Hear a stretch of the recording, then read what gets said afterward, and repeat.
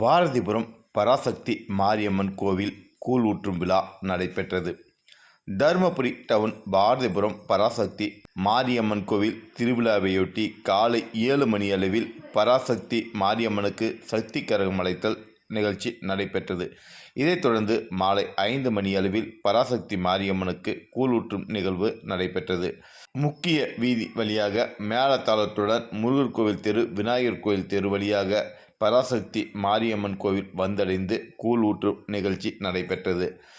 ஆயிரக்கணக்கான பக்தர்கள் அம்மனுக்கு கூழ் ஊற்றி வழிபட்டனர். பராசக்தி மாரியம்மனுக்கு சிறப்பு பூஜை வழிபாடு நடைபெற்றது. ஏராளமான பெண்கள் கலந்து கொண்டு தரிசனம் பெற்றனர். அம்மனுக்கு படைக்கப்பட்ட கூழ் பொதுமக்களுக்கு பிரசாதமாக வழங்கப்பட்டது. நாளை கோயில் வளாகத்தில் பொங்கல் வைத்து அம்மனுக்கு படையலிடும் நிகழ்ச்சியும், பால்குட ஊர்வலம் மற்றும் மாலை 3 மணிக்கு மாவிளக்கு ஊர்வலமும், 8ஆம் தேதி மஞ்சள் நீராட்டுதல் நிகழ்ச்சி நடைபெற உள்ளது.